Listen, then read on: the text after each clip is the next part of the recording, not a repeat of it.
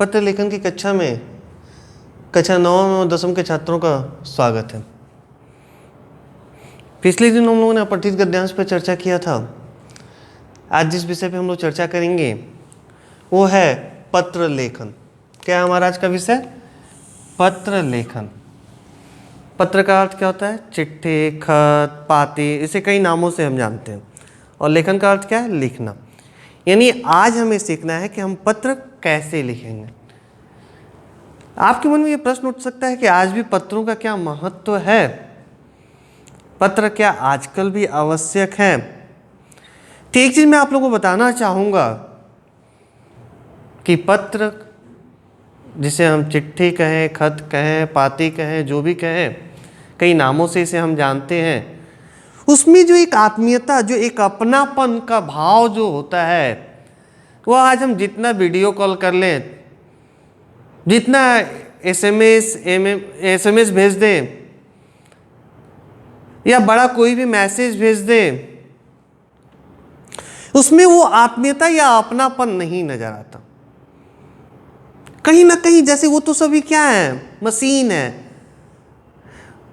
इसलिए उसके माध्यम से भेजे गए संदेश भी यांत्रिकी लगते हैं, बनावटी लगते हैं। वो बोध, वो एहसास नहीं होता हमें जो एक चिट्ठी को पढ़ने के बाद, एक पत्र को पढ़ने के बाद या एक खत को पढ़ने के बाद होता है। जब हम पत्रों को पढ़ते हैं, पत्रों को पढ़ते पढ़ते आप देखिएगा, महसूस कीजिएगा कि हम भाव विभोर हो जाते हैं। कई बार लेखन ऐसा होता है कि वो इतना ज़्यादा हमारे हृदय से जुड़ जाता है, आत्मा से जुड़ जाता है कि कई बार आंखें भी नम हो जाती हैं। वो एहसास कभी भी ये संदेश जो यांत्रिकी माध्यम से, मशीनी माध्यम से, मोबाइल या जो भी कह लीजिए आप, या मेल करें किसी को, उसमें प्राप्त नहीं हो सकते। इसके अलावा आप जानते भी हो कि आज भी पत्राचार हमारे लिए आवश्यक है। धीरे धीरे हम कागजों के बचाव की ओर कदम बढ़ा रहे हैं, जिसके कारण हम लोग मेल से लेके बाकी चीज़ों पर जोर दे रहे हैं। फिर भी पत्र हमारे जीवन का एक अभिन्न अंग आज भी है। आज ऐसी बहुत क्षेत्र हैं जहाँ पर इंटरनेट से लेकर या ये तकनीकी जो विकास है नहीं संभव हो पाया है। वहाँ के लोगों के बारे में क्या कहेंगे आप? उनके लिए तो अभी भी आवश्यक है। या सेना के जवान आज भी पत्रों का इंतजार करते हैं, जो अपने घरों से बहुत दूर देश की सुरक्षा में तैनात है। सरकारी कार्यालयों में आज भी पत्राचार हो रहा है। तो इसीलिए पत्र लेखन के प्रकार, यानी पत्र को कितने रूप में लिखा जा सकता है? तो 2 प्रकार के होते हैं पत्र लेखन। क्या होता है? एक होता है अनौपचारिक पत्र, दूसरा होता है औपचारिक पत्र। तो जैसा आप देख ही रहे हो कि अनौपचारिक पत्र, पहले यहाँ बोल दिया गया है कि कोई औपचारिकता नहीं होगी इस पत्र लेखन में।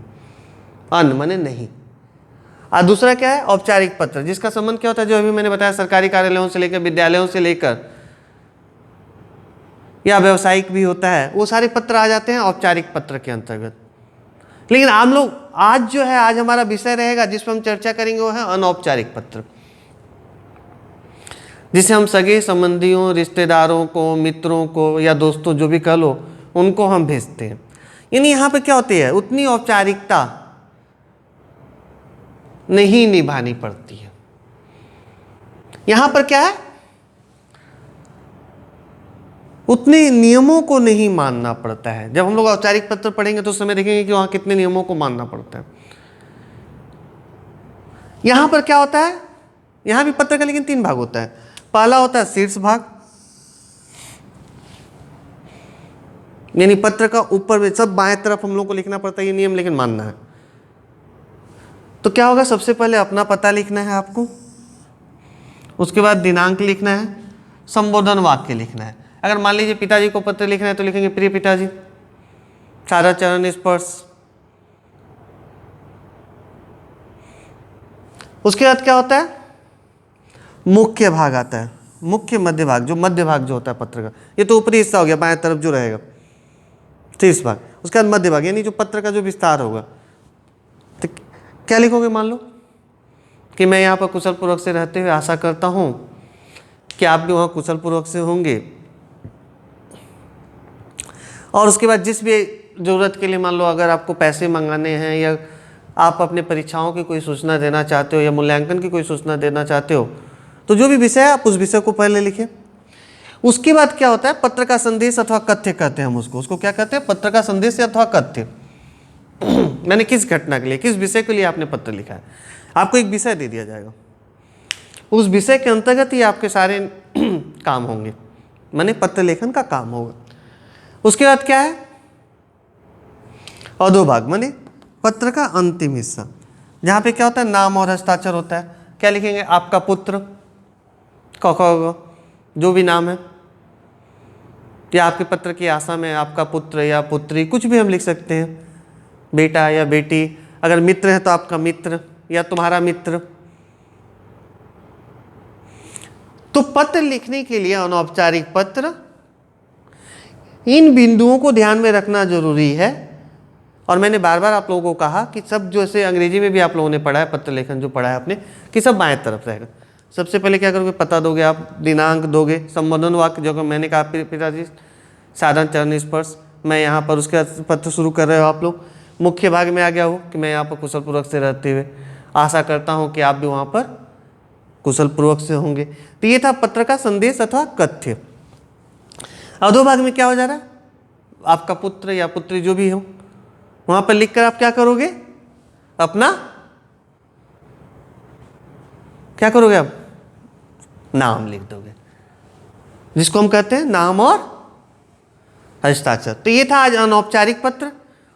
अगली कक्षा में हम लोग औपचारिक पत्र पे चर्चा करेंगे। आप लोग घर में कम से कम 4-5 ऐसे मित्रों को हो, पिताजी को हो, माताजी को हो, या किसी सगे संबंधी रिश्तेदार को हो, ऐसे 4-5 पत्रों का अभ्यास कीजिएगा। धन्यवाद।